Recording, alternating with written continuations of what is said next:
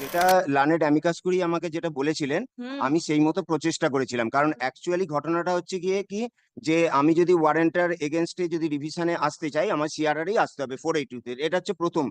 কিন্তু কেন এক্সেপশনাল দিকে আমাকে যেতে হচ্ছে, এবং এর আগেও এক্সেপশনাল দিকটা গ্র্যান্ট হয়েছে, আমি সেই উদাহরণটাও দেবো, দুটো ক্ষেত্রেই হয়েছে।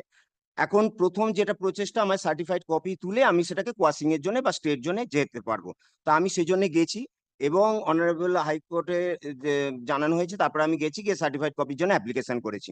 ঘটনা হচ্ছে কি কি, যখন আমি সার্টিফাইড কপির জন্য অ্যাপ্লাই করি, প্রায় ধরুন 300টা মতো অ্যাপ্লাই করেছি, কোনোটা সার্টিফাইড কপি পাইনি। এই সংক্রান্ততে 26টা অর্ডার হয়েছে। আমি learned registrar general, learned registrar judicial এবং লার্নেড রেজিস্ট্রার অ্যাডমিনিস্ট্রেশনের কাছে দিতে বলেছেন অনারেবল জাস্টিস তীর্থঙ্কর ঘোষ এবং অন্যান্যরা। আমি সেটাও দিয়েছি, তা সত্ত্বেও কিন্তু আমি পাইনি। সেকেন্ড থিং হচ্ছে কি কি, প্রায় 800-র ওপর সার্টিফাইড কপির পিটিশন, মানে সার্টিফাইড কপির ঘর থেকে ভ্যানিশড হয়েছে। এবারে কথা হচ্ছে, আমি বারে বারে রেকর্ড আছে মাইলট, আমি একটু বলে দিই, রেকর্ড আছে। এবারে যেহেতু এইরকম ভাবে ভ্যানিশ হয়ে যাচ্ছে, কোর্ট থেকে চুরি হয়ে যাচ্ছে, এবং কোর্টের মধ্যে থেকেই আর কি রেকর্ডও চুরি হচ্ছে, রেকর্ডও অল্টার হচ্ছে, এবং অর্ডারও অল্টার হচ্ছে। অনারেবল জাস্টিস রাজশেখর মান্তার কাছে যা তিনি দেখেন এবং সেটাকে অর্ডার শিটে রিফ্লেক্টও করেন। শুধু অনারেবল জাস্টিস রাজশেখর মান্তার সাহেবও নন, এর আগে শিবাকান্ত প্রসাদ প্রভৃতি জজ সাহেবরাও রেকর্ড এখানে করেছেন যে হ্যাঁ, এটা কোর্ট থেকে মিসপ্লেসড হচ্ছে। শুধু অনারেবল হাইকোর্টের অবজারভেশন নয়, নিম্ন আদালতও কিন্তু বেশ কয়েকটি জায়গাতে এরকম মেনশন করে দিয়েছেন যে রেকর্ডস ওয়ার মিসপ্লেসড। এরই জন্য কিন্তু 9 বছর 10 বছর ধরে হচ্ছে দেরি। কিন্তু এখন সিচুয়েশনে কি হয়েছে, আমি তো অ্যাপ্লাই করেছি, গিয়ে 11 তারিখে অ্যাপ্লাই করেছি। কপিং সেকশন পুরো ব্যাপারটা জানে যে বারে বারে ভ্যানিশ হচ্ছে, সেখানে তারা খুব কসাসলি সেগুলোকে রেখে দেয় এবং নিয়ে যায়, এবং তারা খাতাতেও নোট করেছে। 12 তারিখে গেছে সকালবেলায় কোর্টের কাছে। 12 তারিখ যাওয়ার পর, 12 তারিখ এখানে আমি এসেছি মামলা করার পর, আমি যখন গেছি তখন ওখানে যে কোর্টে গেলাম, কোর্ট সেখানে বারে বারেই খুঁজলো। 3বার করে বেঞ্চ ক্লার্ক 1, বেঞ্চ ক্লার্ক 2, পেশকার নিজে দেখার পরেও বলছে যে না, কপি চুরি হয়ে গেছে। তখন আমি গেছি নারাজিখানায়, তারপরে নারাজি বাবুকেও আমি পার্সোনালি গিয়ে দিয়েছি, উনি রিসিভ করেননি। তারপরে আমি তখন কপিং সেকশনে গেলাম, কপিং সেকশন বলছে যে আমার তো ব্যাপার নয়, চুরি আমার এখান থেকে হয়নি।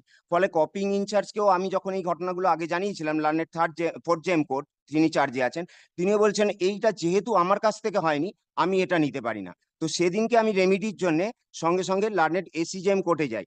এসিজেম কোর্টে 6টা 8 হয়ে গেছে বলে উনিরা রিসিভ করেননি, এবং যেহেতু 6টার মধ্যে দিতে হবে, তখন ওরা আমাকে ইমেলটা দেন, বলে আপনি ইমেলে কমপ্লেন করুন, এবং আমি সেই মতো ইমেলে টোটাল ঘটনাটা কমপ্লেন করি। এবং ওখানেও তাদের কাছে আমি জানিয়ে দিই, এবং তারা রেকর্ডগুলোকে একদম সুরক্ষিত রেখে দিয়েছেন যে না, আমরা সমস্ত দিয়েছি এবং এটা চুরি হয়েছে। এবং আমি প্রপার ডিপার্টমেন্টাল এনকোয়ারি এবং এফআইআর এর জন্য বলেছি। তাহলে আমি কি করে রেমেডিটা পাবো? আমি যেতেই পারবো না। আমি in the meantime honourable justice Shubhra ঘোষকেও মেনশন করেছি যে আমি এরকম ভাবে আসতে পারছি না, যদি আমাকে লিবার্টি দেওয়া হয় without certified copy call for করে। আমি জানি না সেখানে কি হবে। এবার হচ্ছে এক্সেপশনাল কেসের ক্ষেত্রে, যেমন আমার এই বিয়ে জালের কেসে প্রথমে আমি যখন 5461-এ আসি, তারপর সেখান থেকে আমি লিবার্টি পাই, তারপরে 3352-তে আসি। সেট অ্যাসাইড করার পরেও আমাকে 1153-তে জজ সাহেবের এগেনস্টে আসতে হয়, কারণ তিনি সার্টিফাইড কপি দেন না। আমি বলে নিচ্ছি। একটা এবারে জিনিস বলুন, সেই একটা এক মিনিট মাইলর। একটা জিনিস বলুন, যে অর্ডার, মানে যে অর্ডার গুলো আপনি বলছেন পাওয়া যাচ্ছে না সার্টিফাইড কপি, সেইগুলো কি সফট কপি সার্ভারে আছে? হ্যাঁ, সফট কপি সার্ভারে আছে। এখন সেইটা আমি যদি লিবার্টি পাই, আমি অনারেবল জাস্টিস শুভ্রা ঘোষকে আগের দিন মেনশন করেছি, এবার লিবার্টি নেওয়ার জন্য আমি দরখাস্ত রেডি করে আমি যাব। যদি আমি যেতে পারি মঙ্গলবার দিন, যদি গ্র্যান্ড হয়, তাহলে তো মিটে গেল, না হলে রিট কোর্টে আমাকে আসতে হচ্ছে। এবং সেখানে একটা উদাহরণ আছে যে 1153-তে আমি যখন জজ সাহেবের এগেনস্টে আছি, কারণ তিনি এসেও করেছেন অনারেবল হাইকোর্টের অর্ডারে, সম্পূর্ণ ওয়ান ডেতে করার পর তারপরে উনি বলেন আমি এটা অর্ডার লিখতে পারবো না, কারণ এটাতে প্রথম থেকে 15 বছর ইনভলভ। তখন আমার কাছে কোনো উপায় নেই, আমি রিট করি। প্রথম ওঠেন মান্তা সাহেবের কাছে, মান্তা সাহেব বলেন যে আমি কখনোই রিট কোর্টে 227 অ্যাপ্লাই করি না। আমি বললাম এই মুহূর্তে আমি তাহলে কি করব, আমি তো কোনোভাবেই 15 বছর রিলিফ পাননি। তখন উনি এটা অ্যাপ্লাই করেন এবং গ্র্যান্ট করেন। এবং সব থেকে বড় কথা কি, 3বার চলার পরে যখন অনারেবল জাস্টিস শম্পা সরকারের কাছে যান, তখন তার ডিটারমিনেশন ছিল না। তো যেহেতু পুলিশ ইনঅ্যাকশন তার কাছে তখন ছিল, তিনি বললেন যে আমি কি করে এটা অ্যাপ্লাই করব, আমার তো এটা ডিটারমিনেশন নেই। তারপরে উনি যখন দেখলেন হ্যাঁ, ফাইনাল অর্ডার হয়ে গেছে, এই ফাইনাল রিপোর্ট এসে গেছে, এবং জজ সাহেব বলেছেন যাই হোক আমার ভুল বোঝাবুঝি হয়েছে, আমি এটা করে দেব। এবং এই ডিক্লারেশনটা আসার পরে তিনি তখন বললেন যে আমার ডিটারমিনেশন না থাকা সত্ত্বেও আমি এটা অর্ডার করে দিচ্ছি, আপনাকে রিলিভ করে দিচ্ছি। এবং আমি তখন যথারীতি তাকে বলি যে হাইকোর্টে ধরুন 300টা মামলা হয়েও কোনো অর্ডার মানেননি। তখন উনি বললেন যে আমি অর্ডার করে দিচ্ছি, যদি না হয় আপনি আমার কাছে আসবেন, অর্ডারটাও আমি করে দিচ্ছি, এটা কমপ্লাইও যাতে হয় আমি দেখবো, কোনো কন্টেম্পট ফাইল করতে হবে না। এবং সত্যিই তারপরে মামলাটা হয়েছে। ফলে দুবার কিন্তু intervention very rarest of the rare কেসে কিন্তু রিট কোর্টে হয়েছে, এবং এরকম অ্যাম্পেল এক্সাম্পল আছেও আপনি হাইকোর্ট। এই মুহূর্তে কি রিলিফ চাইছেন? আমি এই মুহূর্তে খালি স্টেটা চাইছি, যাতে আমি প্রপার প্রসিডিংসটা করতে পারি, কারণ 106 স্টে 125 এর এক্সিকিউশন হয়েছে, 106 এর উপরে 125 প্রসিডিংস হয়েছে। আমি 9 বছর ধরে গেছি, কিন্তু আমাকে সেখানে একটা 125 পিটিশনার এক্সিকিউশন রিট কোর্ট কি করে স্টে করবে? তাহলে আমি তো সার্টিফাইড কপি না পেয়ে তো আমি যেতে পারছি না। সেটাকে যদি স্টে করা হয় তারপরে আমি টাইমটা পেলে সেই মতো আমি যেতে পারবো। কারণ সেখানে 196 আমাকে তাহলে সমন পাঠানো হলো কত কেন? দিনের টাকা দেননি? এখানে ওনারা বলছেন 15 লাখ টাকা অর্ডার হয়েছে, 14,40,000 টাকা এবং 15,000 টাকা করে পার মান্থ। এবং ঘটনা হচ্ছে কি আমার স্যালারিটা সিজ হয়ে রয়েছে কি বন্ধ হয়ে রয়েছে সেটাও আমরা জানি না। ওনারা বহু জায়গাতে হেডমাস্টার, ডিআই, শিক্ষা দপ্তর সব নানান জায়গায় চিঠি করেছেন। আমার যতটুকু নলেজ ভার্বালি, কারণ আমি কোনোটাই জানি না, আমার স্কুলের দারোয়ানের কাছেও কিন্তু কোর্টের অর্ডার কপি আছে, কিন্তু আমি তুলতে পারিনি। অনারেবল জাস্টিস সম্পাদ সরকার অর্ডার করে দিয়েছেন যাতে ট্রান্সফার হয়, কারণ ওই আদালতে তার বিচার হবে না, কারণ যেহেতু ওই আদালতের এগেনস্টে মামলা আছে। ফলে লার্নেড শেখ মোহাম্মদ রেজার কাছ থেকে কপি চলে যায় ডিস্ট্রিক্ট জাজের অর্ডারে, তারপরে হাইকোর্টের অর্ডার অনুযায়ী লার্নেড থার্ড এডিজেতে। এবং লার্নেড থার্ড এডিজের কাছে আমি বহুবার যাই এবং দরখাস্তও করি, কিন্তু লার্নেড থার্ড এডিজে সেটাকে কিছুতেই আজ পর্যন্ত ছাড়েননি। ফলে আমি সেখানেও কিন্তু সার্টিফাইড কপি পাচ্ছি না, ফলে আমি জানতেই পারছি না যে কি হয়েছে। তাহলে আপনি কি আপাতত ওই সার্টিফাইড কপির অর্ডারটাই সার্টিফাইড চাইছেন? কপিটা প্রথম পেলে তবে তো আমি অ্যাপ্লাই করব, এবং ইন দ্য মিন টাইম আমার টেম্পোরারি স্টে, যাতে কোনো অ্যাডভার্স এফেক্ট না হয়, প্রপার অ্যাডজুডিকেশনটা হোক যে কে 106 কল্যাণ কৃষ্ণ নন্দী। আমি পুলিশ ইনঅ্যাকশনেও তাহলে যেতে পারি যে কারা এই কল্যাণ কৃষ্ণ নন্দী, কারা এই নিতা নন্দী, মানে কেন এই ফ্রডুলেন্ট এক্সারসাইজটা 15 বছর ধরে হচ্ছে।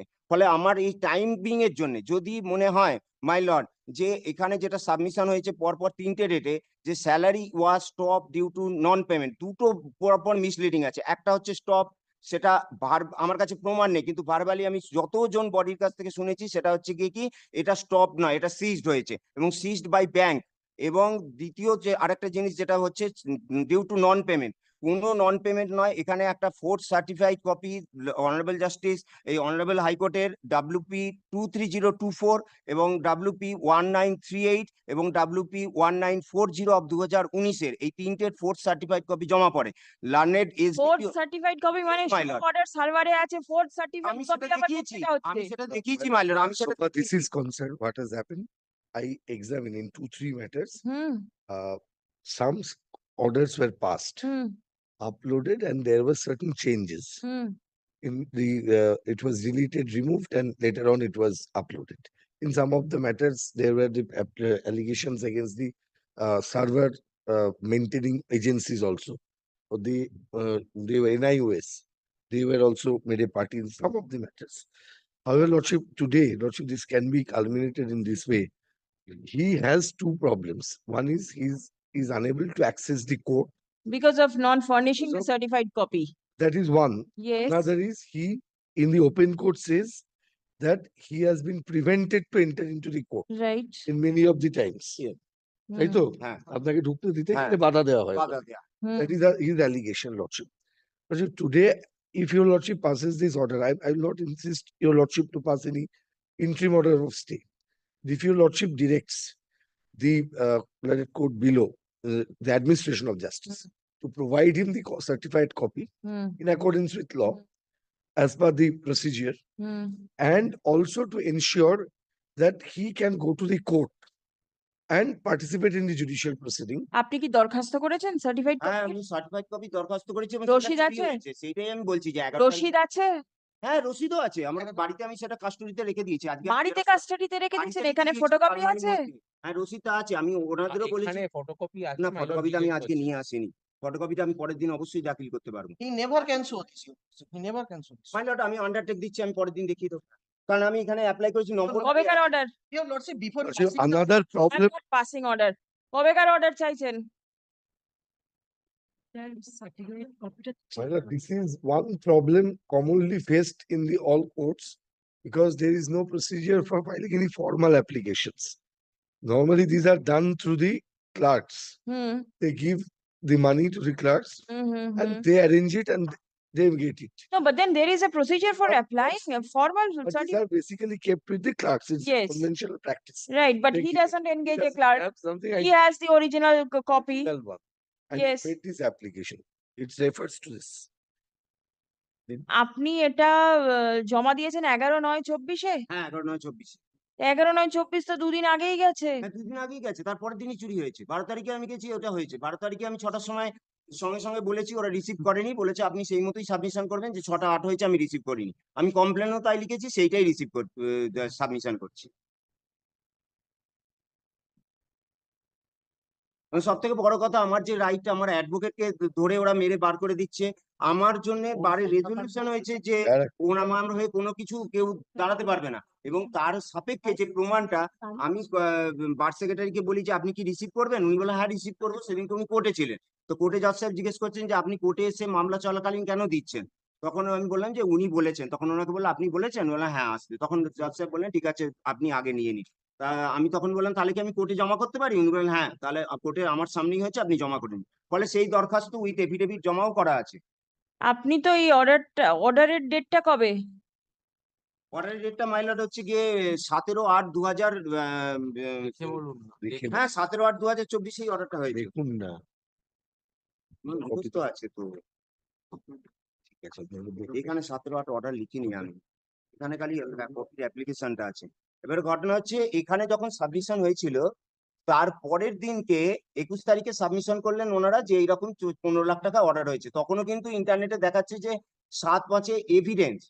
আমাকে আগের দিনকে যখন 2/5-তে হলো, তখন সেদিনকে ওনারা গিয়ে সকালবেলায় বলেছেন যে মেরে বার করে দেবে। একজন পুলিশ ছিল, আমি জজ সাহেবকে জানালাম, তখন বলছে পুলিশকেও মেরে বার করে দেবে। তখন জজ সাহেবকে লিখিত এফিডেভিট দিলাম, উনি তখন কোনো স্টেপ নিলেন না। ফলে আমাকে বেরিয়ে আসতে হলো, যে আমি লিবার্টি চাইলাম যে কোর্ট থেকে আমি বেরিয়ে নিয়ে আমার প্রোটেকশনে, এই পুলিশ দিয়ে কখনোই হবে না। তারপরে দেখাচ্ছে যে এভিডেন্স এভিডেন্স এভিডেন্স এবং এক্সপার্টি, ফলে আমি যেতে পারছি না। এবারে ওনারা 21 তারিখে যখন বললেন তখন আমি জানতে পারলাম, তারপরে 22 তারিখে সেটা আপলোড হলো। তার ডকুমেন্ট আমার কাছে আছে, আমি এখনই দেখিয়ে দিচ্ছি আপনাকে। এবারে ফলে 22 তারিখে যখন আপলোড হলো, তখন আমি দেখলাম যে সাবসিকুয়েন্ট 3টে ডেট হয়ে গেছে এবং সেখানে অর্ডার হয়ে গেছে। তার 3 দিন পরে আমার কাছে এক্সিকিউশনের চিঠিটা হলো যে 196, তাহলে টোটাল প্রসিডিংটা 106-এর উপরে। আজ পর্যন্ত এই যে এতগুলো আপনি আমাকে কেস নাম্বার বলুন তো, এই প্রদীপ টেক ডাউন। M521 মাইলট, পুরো কপিটা যদি তুলে নিয়ে আসেন তাহলে দেখতে পাবেন, কারণ ওই সার্টিফাই ওই না, take down. Your Lordship, I am carrying the entire certified copy of the You order. have it? Please peruse the order once. He is continuously submitting false submission. He was present in the court and it has been clearly recorded in the order. No, Please this peruse is, order. this order is dated 2nd of May. Huh, He second- says the order dated and this is August. the last order. August.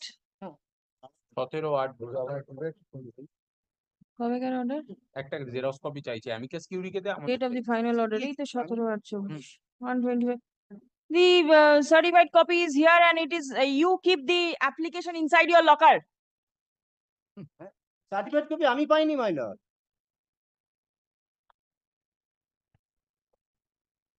Ordered that the petitioner claiming maintenance is allowed ex parte. OP is directed to pay 10,000 per month to the petitioner and 5,000 to a minor's son. 15,000 টাকা দিতে বলেছে।